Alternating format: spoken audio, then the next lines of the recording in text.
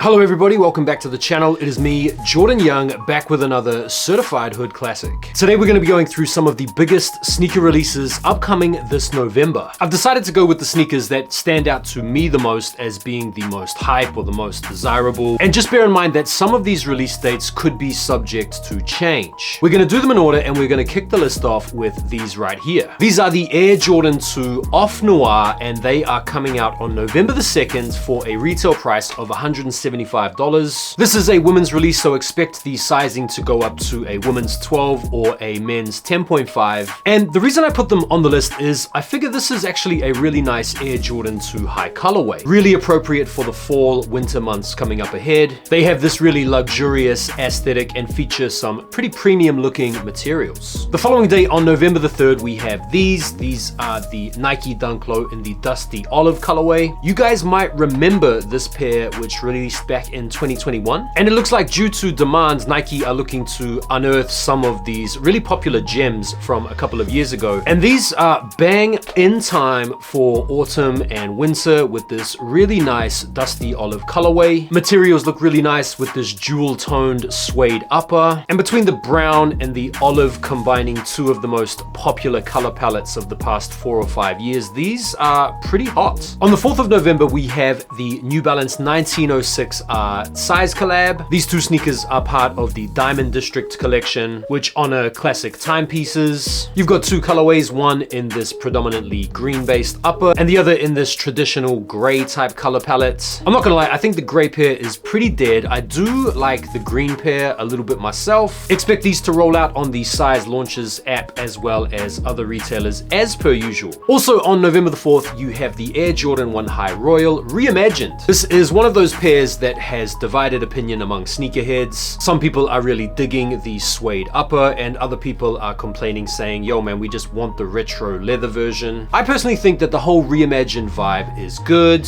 I think giving us these OG classics with a different spin on the materials or whatever is a cool thing. It keeps some of those older retros a little bit special. It keeps the used market quite buoyant and it gives us a fresh spin on some pretty fatigued models and colorways. Also on November the 4th, you have these are the Asics Gel Light 3 Kookaburras. Really nice shoe. These have already released down under in Australia, but are set to release worldwide on November the 4th. Priced at $150, and I think the colorway is really nice. On November the 9th, you have the Nike Off-White Mid Varsity Maze colorway. These are going to be retailing for $205. Really striking, bold, bright colorway. Probably one of the better Air Force One Mid Off-White colorways, but for me, the shoe is just a gigantic L. I'm not a big fan of the spikes. I'm not a big fan of the strap. I'm not a big fan of the extra laces. In fact, in order for me to become a fan of this shoe, you would pretty much have to just get rid of all of the Off-White collaborative features. Still a cool colorway though. On November the 10th, you have the Air Jordan 5 Midnight Navy. These are going to be retailing for $210 and kind of have a Georgetown vibe to them. Really nice looking suede material on the upper. One interesting departure from the norm of the Air Jordan 5 is the fact that the 3M reflective tongue has been replaced by this same luxurious suede material, giving the shoe a pretty nice premium looking aesthetic to it in my opinion. Also on November the 10th, you have the Nike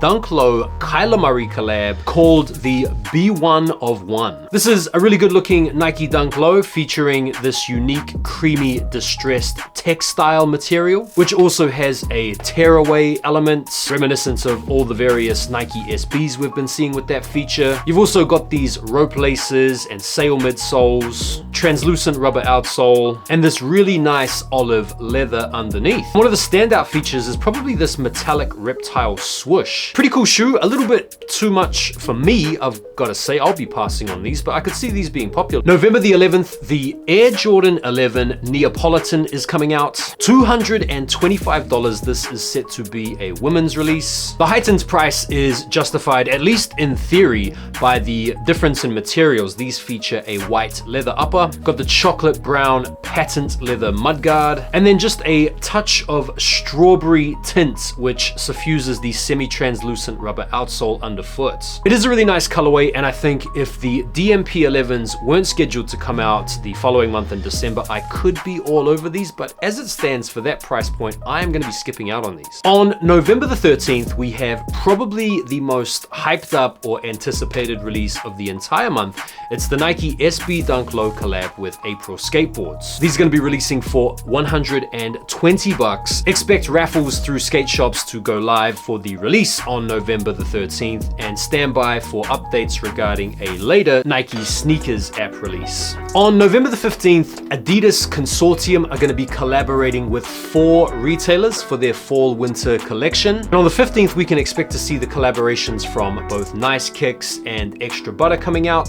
The Nice Kicks pair is pretty plain Jane, it has to be said, although the materials do look really nice. The Extra Butter pair has a little bit of added flavor to it, but personally, I'm going to be skipping out on these. On November the 18th, we have the release of one of these sneakers that could have been so great this year. It's the Air Jordan 4 Craft in the olive colorway. Normal sort of Jordan 4 Craft pricing around $220, a little bit hefty, but I'm sure we can all agree that this colorway is fire. The blocking is good with the olive contrasted against the white or creamy midsole and the black outsole. The only thing that lets this shoe down, in my opinion, is this craft bollocks. The paneling doesn't really do it for me. The embossed cage rather than the rubber cage. It's one of those shoes that I wish they had just kept normal. They are still very nice though. It's a tempting cop, really nice colorway for the fall and the winter. I can definitely see these selling out, but I don't think they will be crazy on the resale. Also on the 18th, we have the Air Jordan 2 High Origins, which honor the silhouette's Italian roots. It borrows a fair chunk of its DNA from the original white and red Air Jordan 2 from 1986, and has a little splash of green on the rear. I think this is a really nice colorway, but given the fact that it's an Air Jordan 2, and given the fact that the retail is going to be around $175, I don't expect to see these sell out. In fact, I imagine these will probably sit and go on sale, but it is still nonetheless, in my opinion, a very clean colorway of the Air Jordan 2 High. On the 21st of November, we have the Air Jordan 13 in the wheat colorway. Retail price right around that $200 mark, and this will be the first time we've seen the wheat 13 since like 2004. And outside of the original colorways of the Jordan 13, I think this colorway is definitely one of the best. 13s though, as we know, don't really move like that. Not many people out there are really about them. Apart from me, I really like 13s, definitely one of my favorite Jordans. I'll be looking to cop these, but I might wait to see if they go on sale. On the 22nd of November, we have another one of the most anticipated releases of the month, and that is the Air Jordan 5 Amman in the Photon Dust colorway and in the black colorway. Retail price is going to be $225. Expect to see raffles roll out for these in the week leading up to the release. I would expect demand to be fairly high because both of these colorways are pretty hard. The Photon Dust, from what I understand, is a women's release, meaning that the sizing is going to be somewhat limited. And I feel like this is a solid collab from Amman.